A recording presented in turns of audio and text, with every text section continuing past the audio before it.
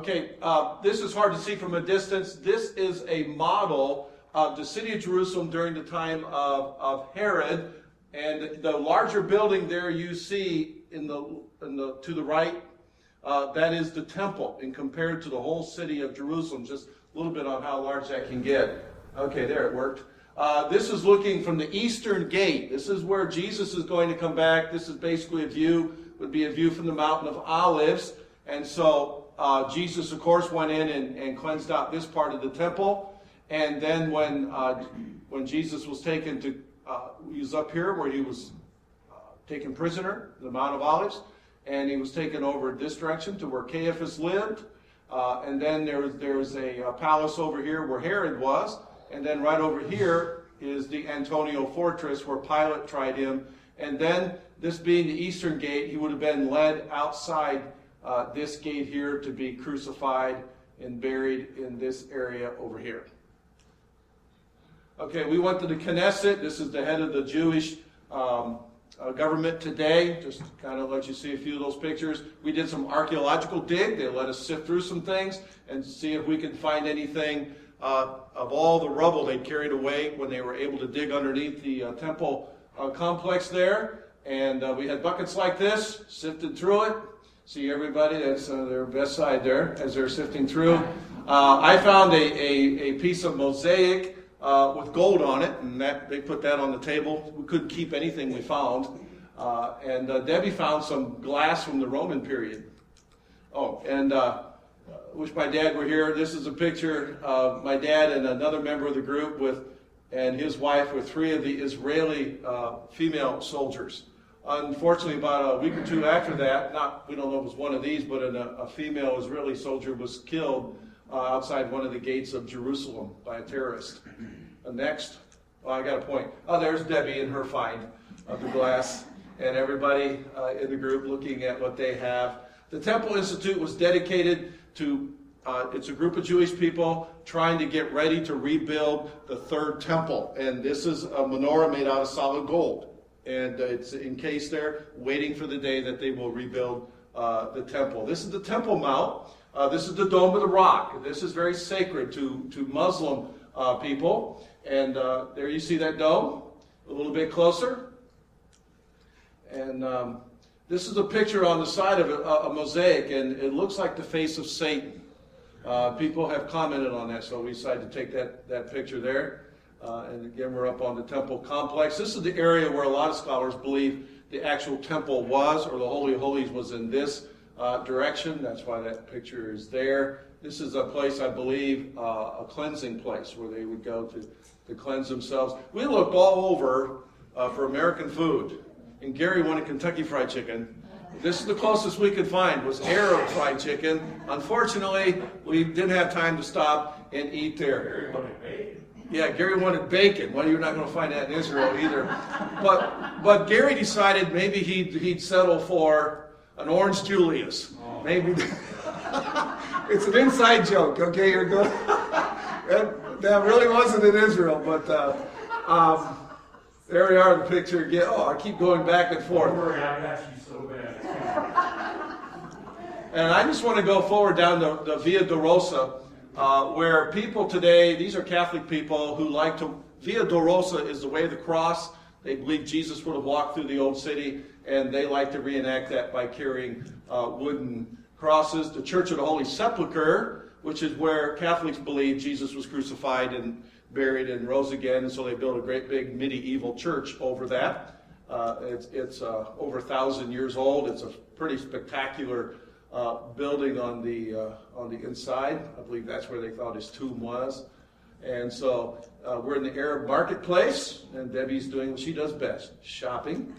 And here's one of the stores. This is where we ate lunch one day, and we had a great time in this place. And this was the inside of it was an Arab restaurant. It was in the Arab quarter, and it was very good food there, and we enjoyed it a great deal. We have, of course, armed guards outside of the restaurant just to make you feel a little bit more safe.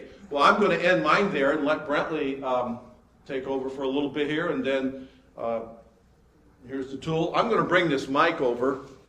I think some of you might need that.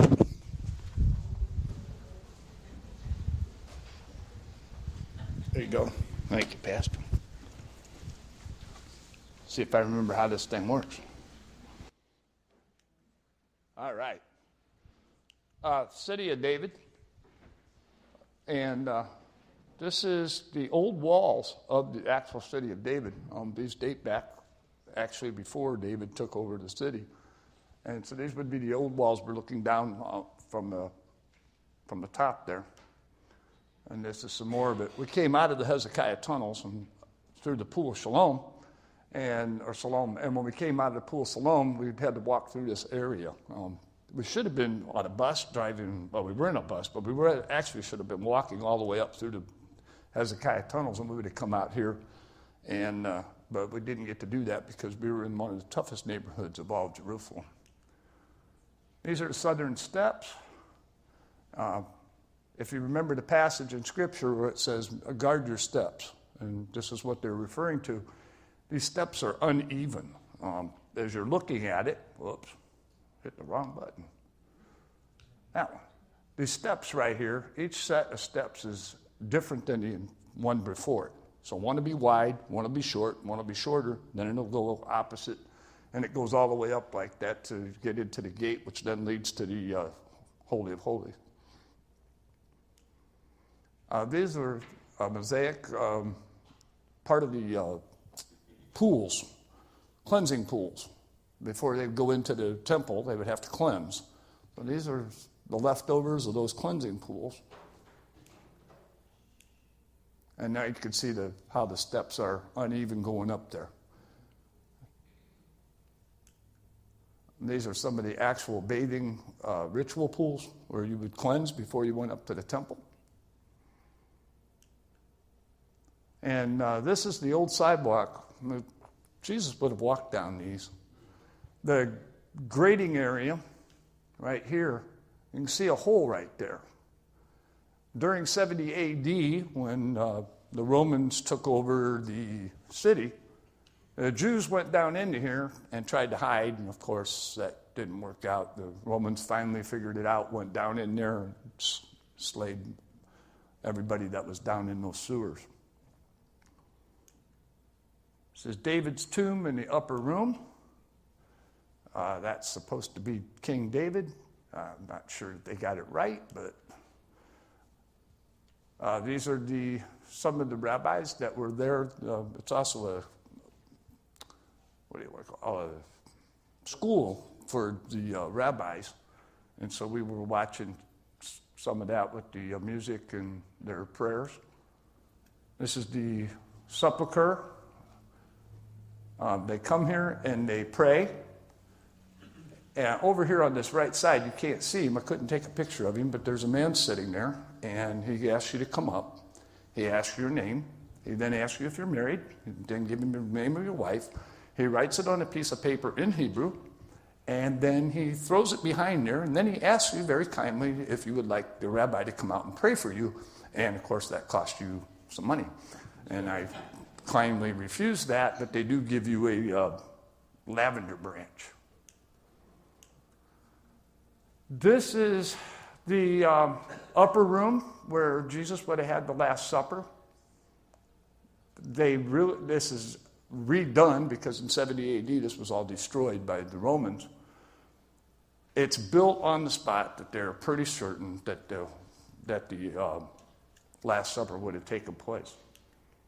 And this is a better view of it with nobody there. And outside here, as you're walking out of that area and heading towards the bus again to head over to the garden tomb, this would have been the area where Judas was hung, where he hung himself. There's also caves here, which are the prophets' burial places. Very neat place. I mean, you're looking down on that, and you could see how interesting that all is there. This is the church of, back up.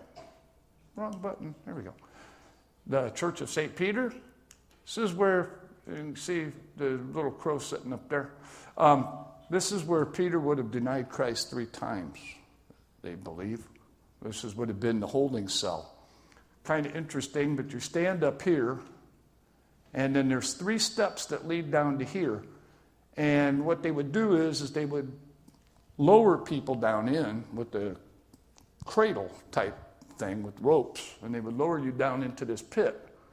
And you've heard, the pit, this is what they're referring to. Standing down in there just really gave you a humbling feeling. And knowing that that might have actually been the place where Jesus was. Also, Paul and Peter were kept here. And this is just the down area of going into other areas like that one that we just saw. And it's really spectacular the way they do these churches. I mean, the acoustics down there you would love, because you can really sing in there. It's amazing. Our last stop was the Garden Tomb. A lot can be said here. The olive trees here, they know for a fact are about 400 years old. This is the opening to the tomb here. You can see how it was hewn out of the rock here. This is all one solid piece. In 1867, somewhere in there, a man by the name of General Gordon from the British Army came here, and he was looking for what he would think was Golgotha. And he found this tomb, and what's interesting is they've also found olive presses there, signs that there would have been a vineyard there at one time. So it really fits the narrative in the Bible. This is the way Golgotha would have looked in 1900 when he found this area. You can see here, there's an eye, another eye. This is the outline of the skull. Nose here. Here are the teeth. Nose comes down like that. Here's the teeth and the rest of the chin. And this road now is right about here is where a bus station's at. They put in a bus station. The road's all kind of decayed, but you can see how it kind of slopes up going up towards the hill. The actual crucifixion would have happened along the road, not up at the top of the mountain. It would have happened down below where you have the access right to going into the city. And this is what it looks like today. I had to swipe this picture off of the internet because I couldn't get over to that side of the fence to get that picture, because this is part of the parking lot of the bus station that's right back here behind these lights on this side. This is the empty tomb. The cross here, they believe, is from about the 1st century when the Christians were there, maybe worshiping when Christ had risen. The best part of all this was it's an empty tomb. And that would have been the actual area. When they excavated this for the first time and opened it up, they realized that this tomb had never been used. So that gives credence to the narrative in the Bible that he was laid in a tomb that had never been used by anyone. This is the actual opening to it.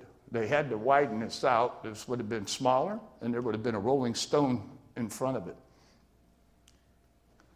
This is a replica of the Rolling Stone. If you remember from the last presentation, we stopped alongside the road where they actually had a Rolling Stone tomb that was found one of only 8 in all of Israel.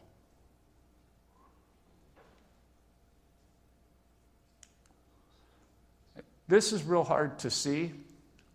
I'll kind of make the outline. It comes down like this, like this, like this, back up. It's a cross. And when talking to some of the people there in the garden, they actually did some excavation work around this, not on this particular part, but behind it, and did some dating on it. And they found out that this probably would have dated back to the time that Christ was crucified. So this area, somebody had already started making a mark that this could have very well been the area where Christ was actually buried. What is that stuff all around it? It's the calcite and things that have built up over the years. And that's how they know, because they took some of that off of there, I guess, around it and tried to date it.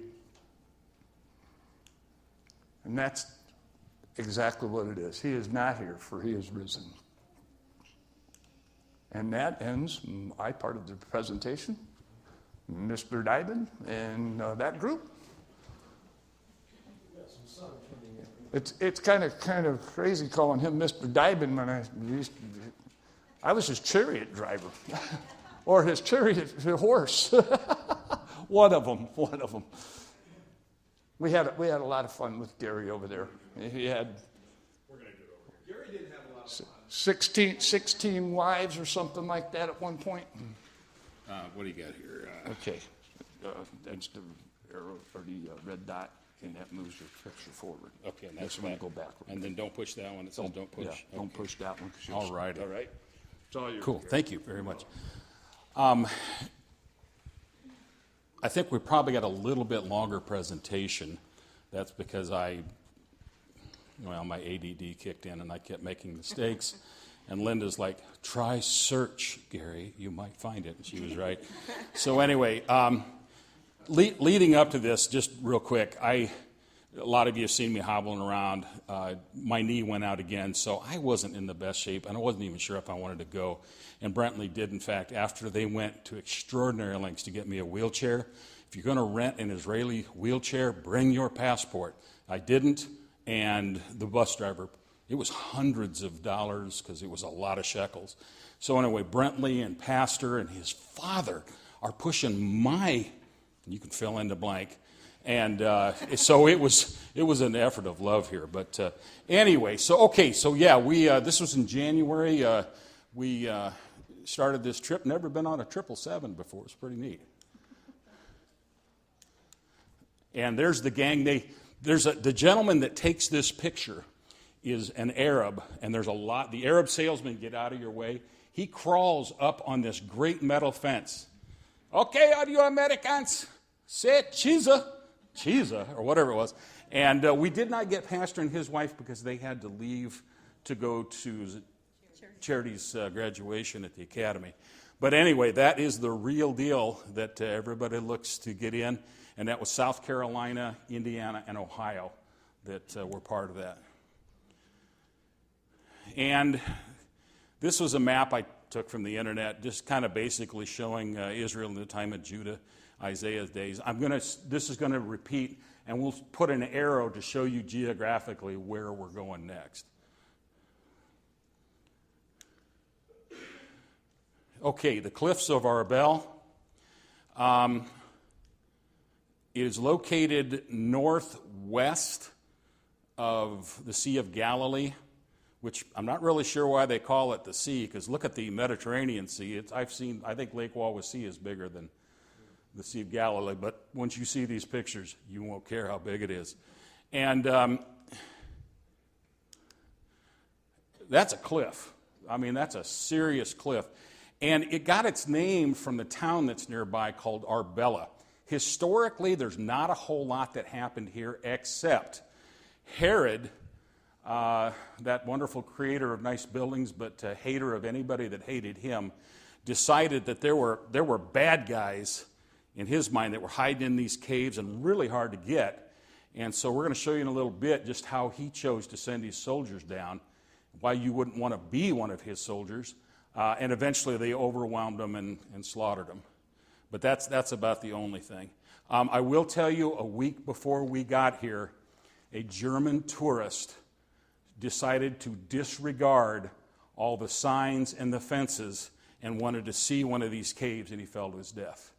So he went to see the Holy Land, and then he came back in a box to his family in Germany. So it's like, those are for a reason. Really listen to us. That's the view.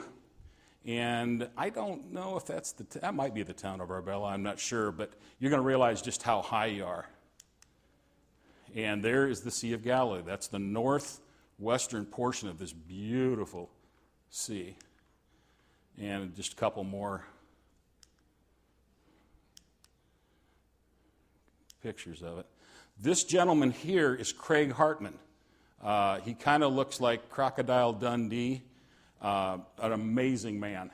And he was the one that when he thought I was faking it, Gary, off the bus. And I'm like, I can't feel my legs. He didn't care. He's a former Jewish lawyer from the Bronx, an amazing man, but he is one of those very direct, lawyer types. But he's a wonderful gal. I'm thinking of his wife, who's a wonderful gal. If he hear, don't tell him I called him a gal. He'll do something. Okay. This gentleman here followed us all through these places. And you'll see that he had an issue with following rules later on. This gal here claimed to know this gentleman and is searching for his medicine. So anyway, but yeah, you don't want to go too much farther than those boulders. And again, pretty much after that, that 32 feet per second fall rate, gravity works just as good there as it does here. Let's see. If you haven't figured it out, we'll show you some more. Israel is rock, except where the Lord brings water in. And the Israelis are masters of hydroponics, of using water.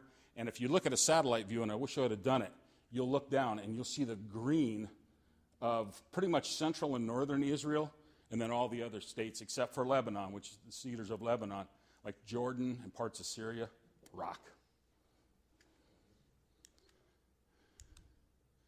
And pretty much just the same. Okay, now here's King Herod's love for his soldiers. Okay, I got bad guys over at the end of the cliff. I want 4 or 3 of you goons, you soldiers, to get in here with what weapons you can carry. And they're like, are you sure? And they get in, and he lowers them with this device over the end. Well, either he hears their screams or just figures out something's going bad because all of a sudden the load's getting lighter. Well, the robbers just waited and looked, these idiots.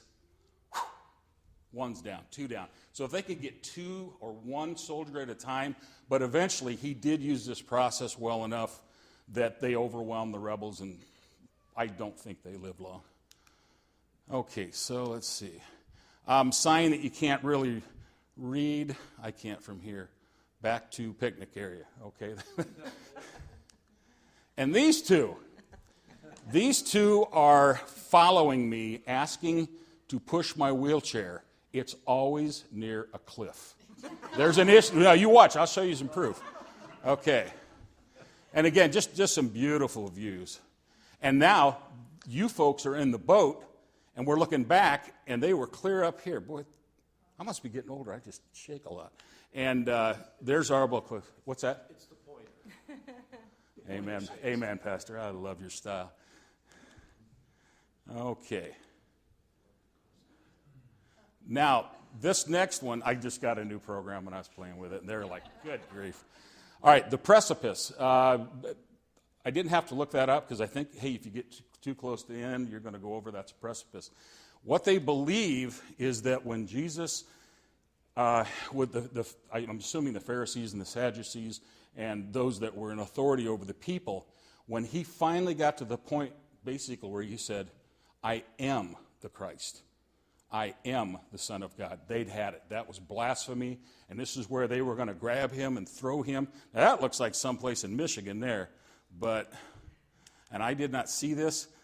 I don't know what's on the other side of this, but apparently they were so angry, they didn't want to hurt him. They wanted to make sure he was dead. They were furious. Well, the creator of all the universe, you weren't going to choose when he died.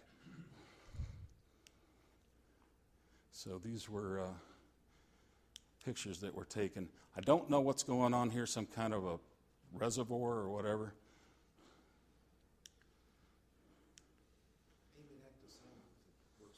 What's that? No, it hurts him. Okay, I will. All right, Nafginisar. I don't know if that's the location that they found this boat, or it is. Okay, but it was called the Jesus boat. And in 1986, the water level was way, way down. You're a genius. And I think it was an uncle and his nephew or somebody were in that area doing what, fishing, I don't know what. And they got to looking down, and it's like, hey, that's man-made. And they said it was the consistency of wet cardboard. And then they realized this is over our head. And in Israel, you really, really want to make sure you call the archaeological group in Israel. If you're a construction worker and you're drilling something down and you hit a stone, you stop. You stop. They come out, and there were a number of places.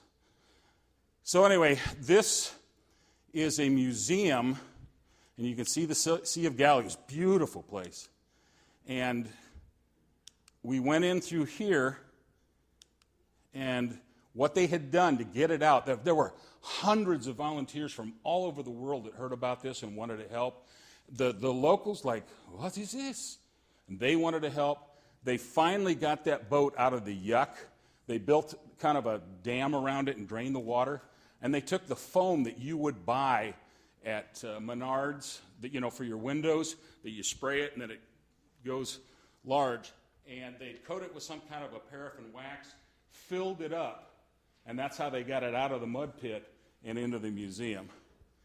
If you notice anything about this, if this is what the Sons of Thunder were in, this is not a very big, I got a bass boat that's bigger than this. This individual continues to follow us. I don't know what his purpose is, but anyway, this is the type of fishing vessel that dates back to the time of the apostles and to Christ. Good, I'm done. My love. Oh, I do that?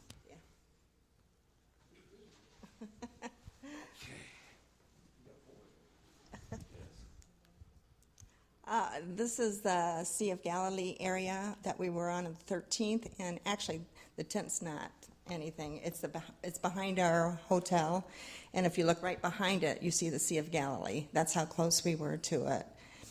And this is the boat that we got to go out on to go on to the Sea of Galilee, and there's probably about 40 of us, 30, 40 people, I think.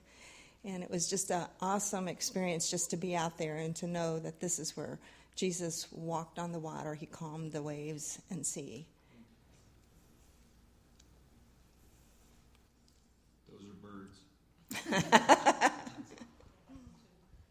Now, if you look over, can you point over to that church down below? That one right there. Yeah, that's called the Church of the Supremacy of Peter, and we actually got to go near there, and we walked into the water from behind that church. Not on the water. No, behind, into the water, on the beach. I like your route. Yeah. So, and that's also looking at Mount Arbel again, the Arbel Cliffs. Again. I was stalking my friends. And We took that one. We thought that was a pretty amazing shot. yeah, the Israeli flag. And The sun.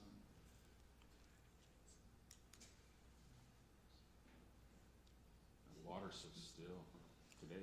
it was very quiet out there. I was on the shore because I was in a wheelchair.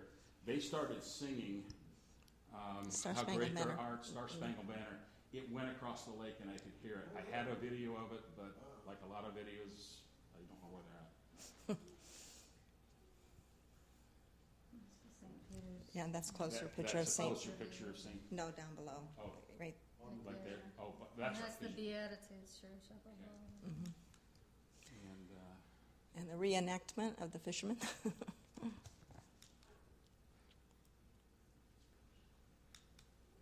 again, now he has met a beautiful Jewish gal, and this lady's like, we don't know Americans. That's beautiful. Look at that water. We actually brought some water back in a water bottle. This is the, I don't remember the exact name of it. Do you, Pastor? The top where we stood. It's near where the maniac of Getty. Right. Okay. Anyway, we were standing up here, and it was towards sunset. And this is also the spot where Jesus cast out the demons into the pigs, and the pigs ran over the cliff down into the Sea of Galilee. And then this was just beautiful scenery, just looking at the sun setting over the Sea of Galilee. It's unreal.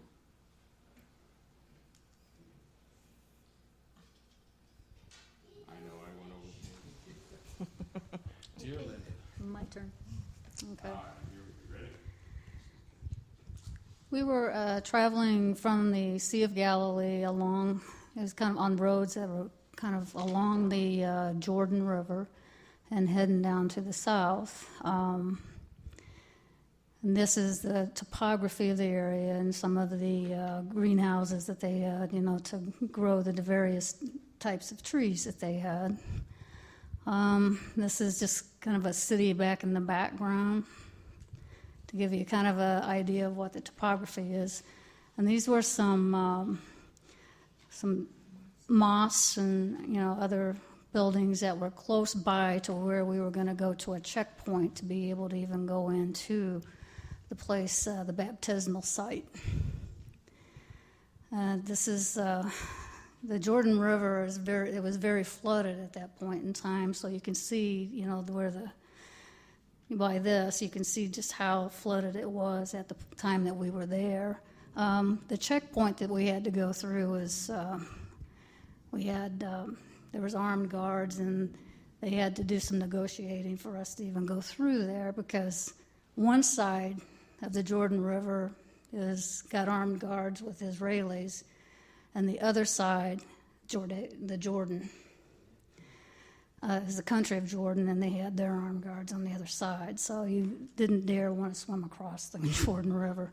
You wouldn't want to anyway, as dirty as it is right now. But this is the site where it is thought that John the Baptist baptized Jesus.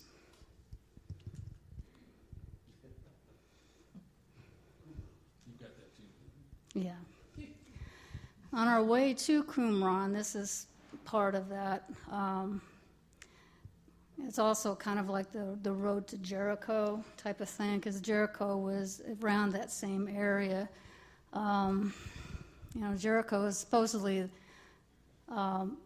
is thought to be the one of the oldest cities in the world, if not the oldest. And Jericho was the first city that was conquered by Joshua. Is that back there? Is that Jericho that we can do? I'm not sure. Yes, okay. So this was on our way to Qumran.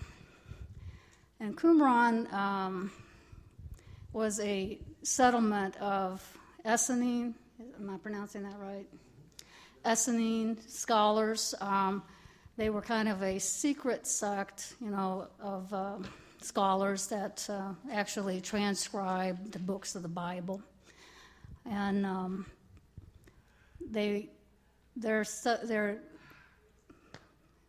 when the Romans came, they hid all of these things in the caves, or they actually did things in the caves, and they hid all these scrolls and things inside. And then when the Jewish revolt came, they fought against it, and of course, for centuries, no one knew this was even there. And then about 1947 is when a shepherd, there was a lot of shepherds up in this area, he threw a rock into this cave, and he heard pottery break. And that's, when they first discovered all of these scrolls that were in there, and then, of course, all the archaeologists came in. And these are all of the caves around there. There was about 10 caves in total that they found, all of these different scrolls, about 800 scrolls. They had all the books of the Bible, of the Old Testament, except Esther. And there's just more of that. And then there was a settlement where they actually lived, and that's been excavated. It's a place where they had like a script room. They had a big dining area, and they had pools, cleansing pools, that they would use twice a day in their worship services.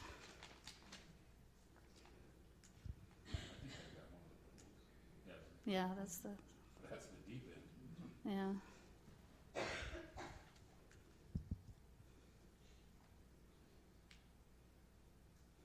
And then along there, that's actually the Dead Sea.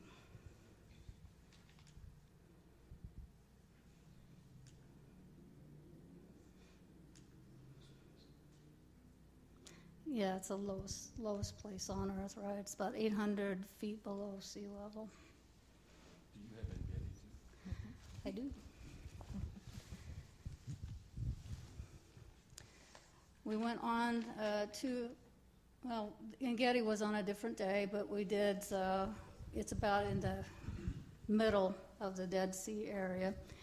And in Getty is really an oasis because they have a lot of mountain springs and things going through the valleys and coming out. The claim to fame here is that was where David hid from Saul's armies. And it's purported to be in one of these caves that were up there that actually David was in the cave and Saul came to the mouth of it, not knowing David was there, of course. It was David would have been able to kill Saul right there, but because he was God's anointed, he chose not to. And it's just rocks and cliffs and everything, but you see some acacia trees that are there. And then as you get closer to a little bit further up, you see all the greenery starting, and that's where you find a lot of waterfalls coming through the streams from the mountains. That's just one of the waterfalls, and the rest of them are just pretty, Now, again, draw your attention to these smiling faces. They don't speak English, but they're very friendly. And again, this gentleman, we find out, is a former Marine pastor. And I'm not sure. Anyway, now I get a wonderful. I'm sorry, I couldn't find I actually recorded a message. Thank you. All right. And there's most of the crew went on ahead to the upper part of it. We didn't go up there, but these are some of the pastor's pictures that he took when they were up in that area.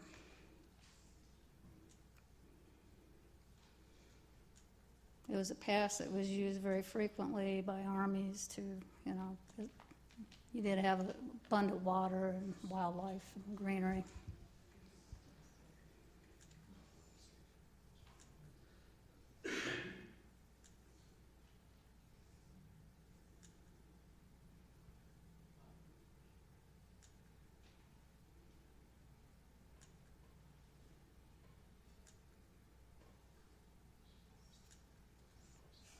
Again.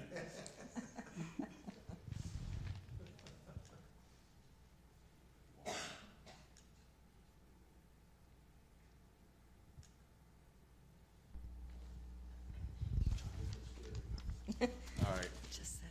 I'm going to sit. Okay, the Golan Heights. I got a little, just a real quick little movie to show you here. Well, actually, this was Brent. Kenny, how do I make that run? You do, okay. Now, Pastor is now on the tank barrel. Oh, this get, or no, he's standing. Okay, that's a Merkava tank that was used after the '73 Yom Kippur. This guy was very knowledgeable. We had an official rock picker upper. There's our bus. And somebody, now, this is that gentleman. He's decided that gun belongs to him. And the Golan Heights actually stretches between the border of, in fact, it's amazing, we'll show you some pictures here, between Syria and Israel. And it is east of the Jordan River, which played a big part in this war that's coming up. Wait a minute, this isn't the one okay. This guy, anyway, what they did, where we're at right now, is a memorial to tankers from the time that Israel became a state in 1948 all the way up to their latest tanks, but it is primarily for the 77th Armored Division that was, until reinforcements got there, was virtually down to 3 tanks out of, I think, 50. And they held their ground.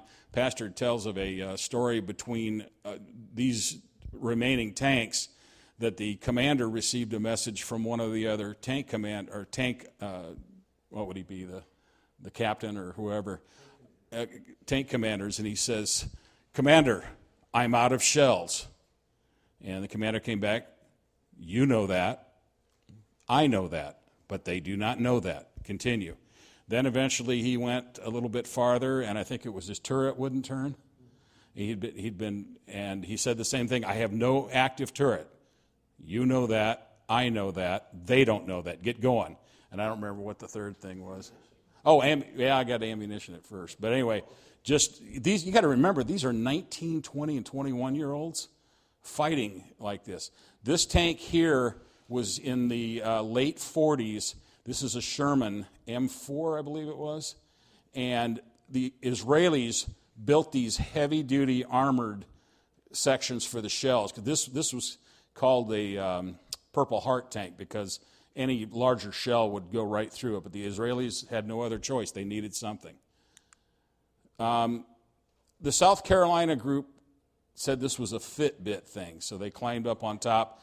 This is the tank that they used. It was a British Centurion. Israel always modifies every device they get from another country. And they up-armored and did what they could, but what they did not have was ability to see at night. The Syrians did, because they had Russian T-55s and T-62s, and we'll show you that. But anyway, this gal decided to do something. Okay, and this is the tank of Yom Kippur. This is what they had. Whoever this guy is who's pretending to be wounded, this is the enemy's tank. Now, it's considered a light tank. It's only about 55 tons, where the Merkava is 70 tons. And it doesn't operate, doesn't have a gun range as far, but they had hundreds, almost, I think 1,500 of these. And when you rush anybody, even if you've got a better tank, the numerical superiority is going to play into it, and it did. Again, that's that M4 that they had in the 40s. Now I'm standing in front of the Merkava tank. This tank, this is the version 1, and it is unlike any other tank. The engine is in the front and in the back, and I'll show that to you. They drop a tailgate to pick up other tankers that have been, if they survive the hit, get in here, we'll protect you, and we'll try to get you out of here. Maybe there might be a medic in the back. Not only that, if you take a shell in the front, wouldn't you like it to hit the engine first? So the Israelis are just incredibly. This Jewish woman, I must have been caught staring at her because she kind of walked by, and I'm like, okay, I'm all right. And now I'm not all right. I'm sad because she hadn't come back. Well, look at this. She came back, and I'm not sure why.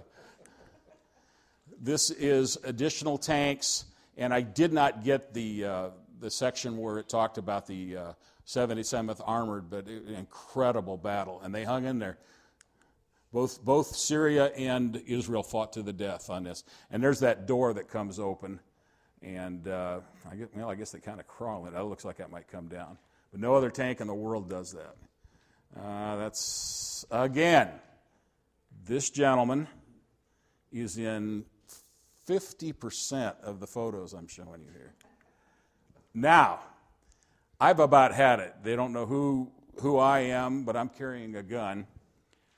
I order him, American. I don't care if you're pastor. I don't care if you're Marine. Get off tank.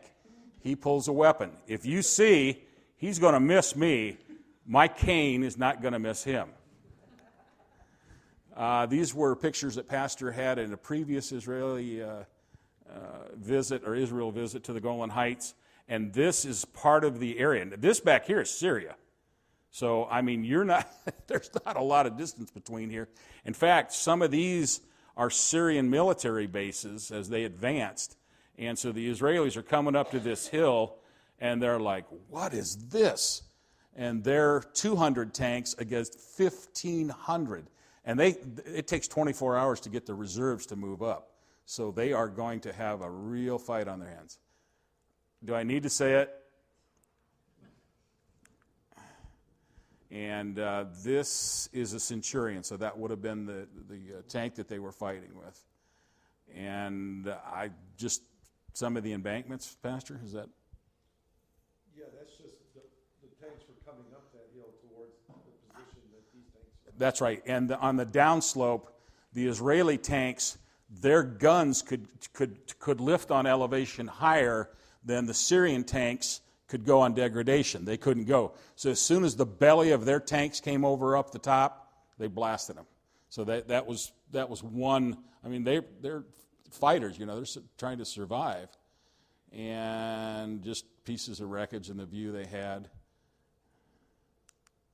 And then that's a T-62 because it has a longer barrel and a longer range, and it weighs, like 60 tons. And I don't have this, do I? Tell Dan, even though I didn't go to this because I was on my way to somewhere to get a wheelchair, tell Dan, are you sure I have this? Why don't I know anything about it? Okay, here we go. This is from the heart. An ancient Canaanite city named Laish was conquered by the tribe of Dan, and that is in Judges 18:29. A gate from this period has been uncovered. The Danites set up idolatrous worship here, and later Jeroboam set up a golden calf here, kind of like what happened when Moses took too long to get back to the people and supposedly made Aaron make a golden calf. The high place has also been discovered. And I didn't know that. A fence, a door. Military position, thank you. Pistachio, okay, look out, ancient Dan, okay. The sacred precinct, sacred for what? They weren't serving Yeshua, they were serving, here's what they do. They get their calf and they would worship everybody but the Lord. This is their high place. And as they did the excavation, this gentleman is an amazing man and related to that gentleman that keeps floating around. And they've actually uncovered that. Bunch of rocks? I don't know what to say about. Okay. It was the village, okay. These old machines, they got these up was it 1917? I'm not sure, but you can tell just by the age of them. A Russian bulldozer, okay, and that's why I'm giving this talk since you know the answers. This gentleman was our tour guide. He's an Israeli by birth, speaks perfect English. Everyone has to serve in the military service, and his job was as a sniper. And his name, Aries. And just a wonderful, wonderful man and very knowledgeable, incredible. Yeah. Just part of the area? Okay. Okay. I see what it's doing. And then again, they're still working on it. I presume lookout post. And just a closer look at that Russian, I think it's a bulldozer. Okay. Notice the vent pipe. This was for wars closer to our time because you can see, this is Lebanon up here? Okay, so I don't know what battle specifically that was, but you can see the trenches where the guys would try to keep their heads down. And then if it was starting to shell time, let's get into the concrete bunker, which is probably where the vent was on the far side. I don't know on that one, guys. Any comments? Okay, that's something. Lebanese city. Okay, that's why we couldn't. Okay, so ISIS is floating around here somewhere. Yeah. Hezbollah. Okay. And I don't know if that's the road that the military uses to kind of keep an eye on. Here's the Gate of Abraham. And look at the amount of geodesic dome they're putting over that and how much they really respect this site. And then here's what they think all that looked like. They're really, the Israelis are wonderful at going back historically and then getting their model makers and all that to say, guys, this is what we think you would have seen. I mean, they do it everywhere that we went. Something green, I'm assuming it's other parts. Oh, okay. Oh, okay.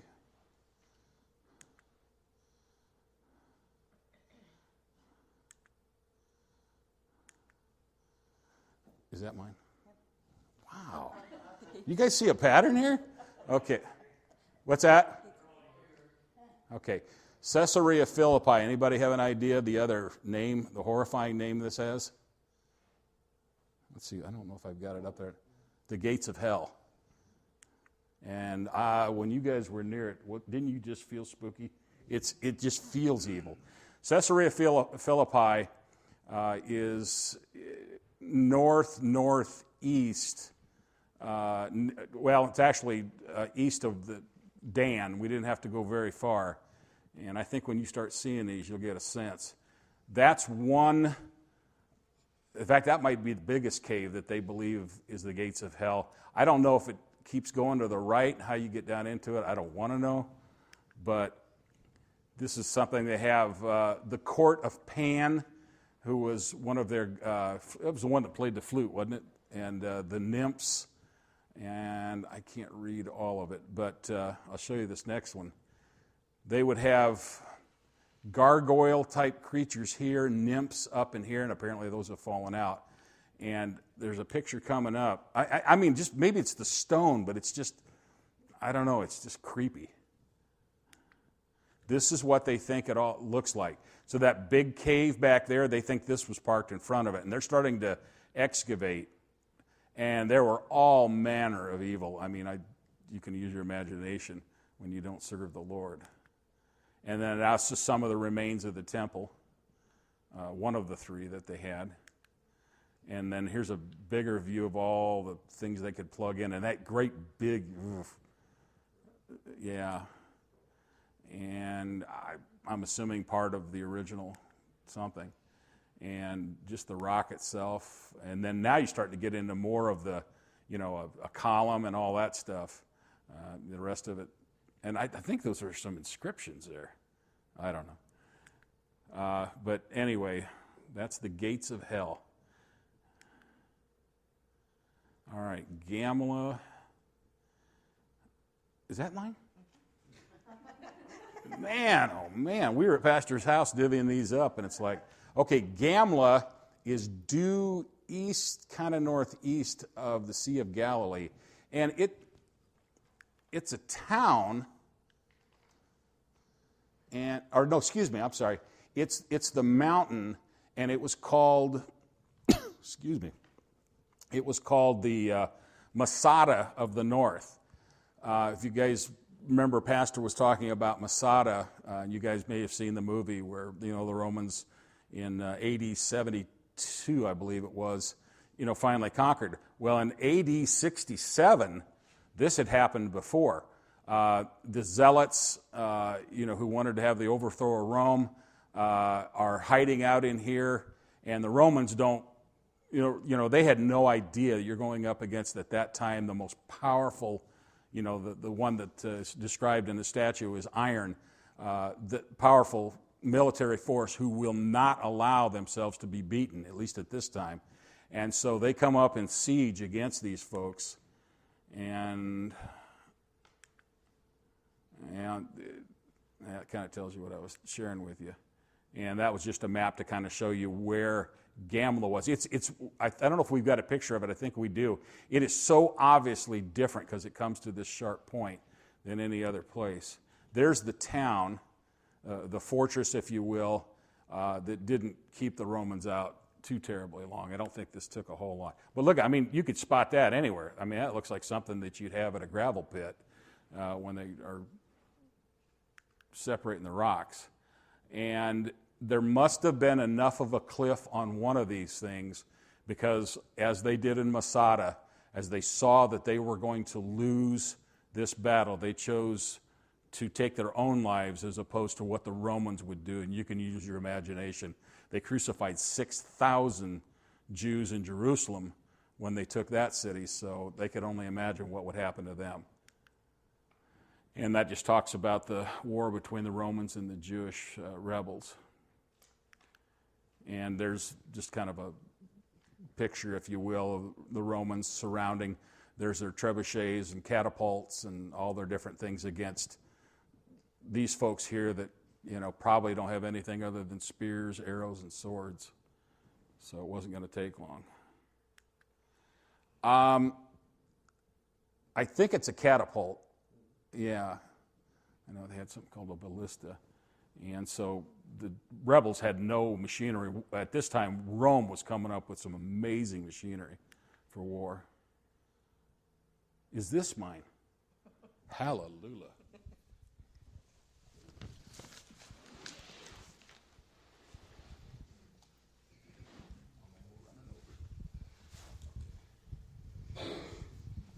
Okay, this is one of the last.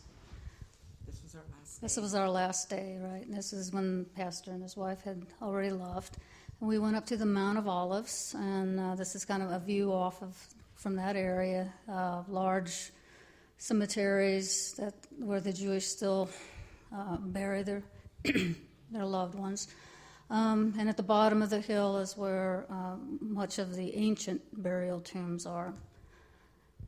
And they decided they had to have a picture of me in there. So, but the Dome of the Rock, you can see that all the way back there in Jerusalem. And this was at the top. They had negotiated for people to take rides on the camel that wanted to. Out in there is actually the Mount of Olives. Many people took the tour to go down, and around. We took the easy way and took the bus down to the bottom. But that's the first church that you see there is the church, was that the Ascension? No. Can't remember. And that's just a picture out across where you can see the walls as they are now around Jerusalem, and that I believe the blue domed building off to the left is the Caiaphas house in the church that was built on top of that. And that's a view from the bottom. This is the Church of All Nations that's at the bottom of and that's the grounds to that. And the mural that was up above on that church, and some of the pictures from the inside. And then this was from the church steps out across where you could see the Eastern Wall. I believe that's the Eastern Wall. Yeah, Eastern Wall. And there is a belief that right through the Eastern Gate that they have closed off right there. If you go straight back, that is where they believe that the Holy of Holies was, and it's not on the same site as the actual Dome of the Rock. And then what were you going to say, Gary? The Arabs believed that if they put dead bodies in front of this, Christ couldn't come through on his return. Which, yeah. And this is some pictures from the inside of the Church of All Nations.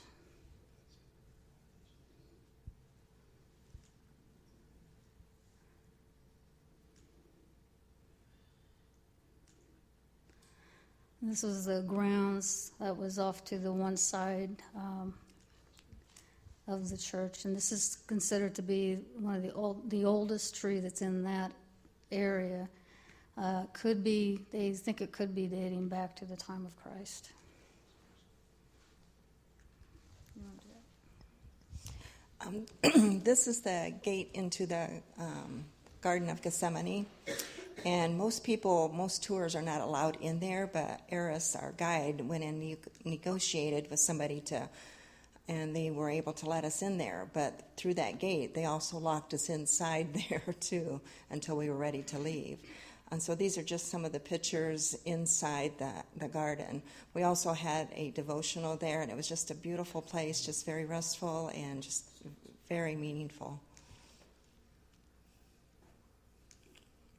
Some of the olive trees there. That was an olive press. The building was olive press. That's right. Mm-hmm. There's an olive press back there. Back there, yeah. Mm-hmm.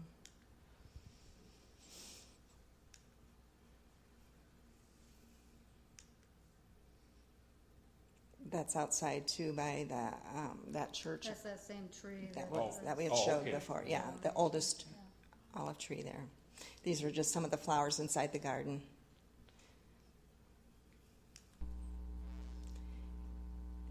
And that's actually when we were up, We were on the outside the eastern wall, looking back. looking back down at that church. Uh-huh. Kenny, can you play this? Wait, before you do, we were coming from, I think, the south, maybe the Dead Sea area, going through a tunnel. If you think of Jerusalem like a molar tooth, the high part's all the way around, and then Jerusalem is like a bowl on the inside. We're going through this tunnel, and it may have been Mr. Hartman. He says, "Stop talking, look left, look left." And they had put on something from, the music about Jerusalem. They timed it perfect because they've done a lot of these tours. And Kenny, if you could start that, that'd be great. Hopefully we have audio.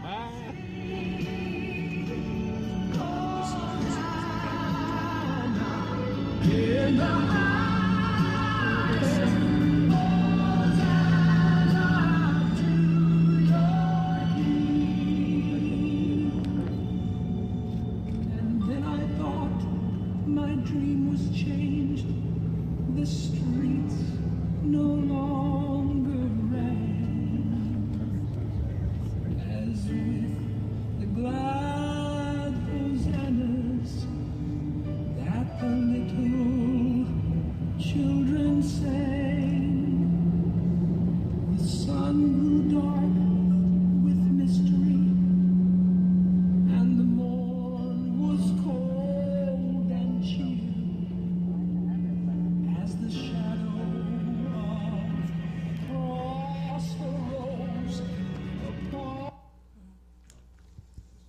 And then, my arm was falling asleep. And Ken, can you hit this last one?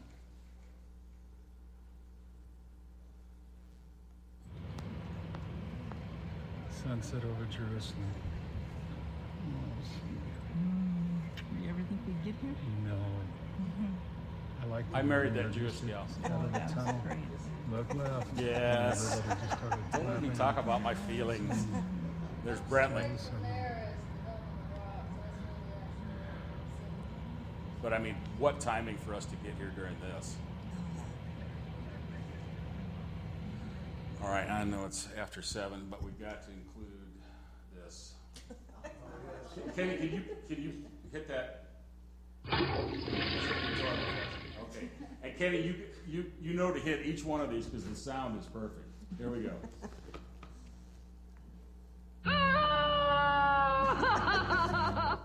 Detroit, third delay. Oh, hang on.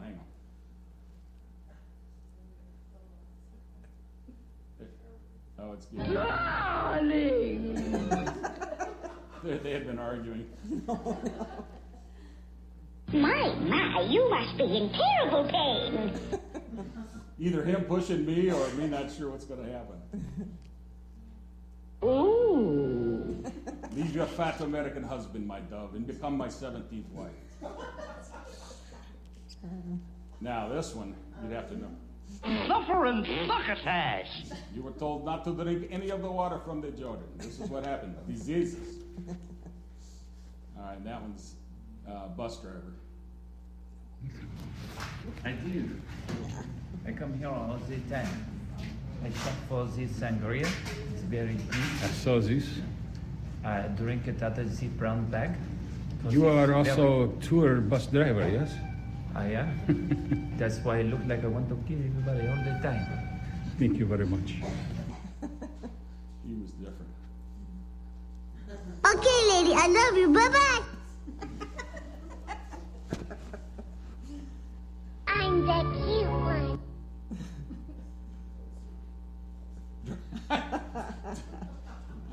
The cute one. Far left, there you go. I've fallen and I can't get up. Now, yeah, Gene, where's the nearest cliff to get rid of this guy? That's it, guys.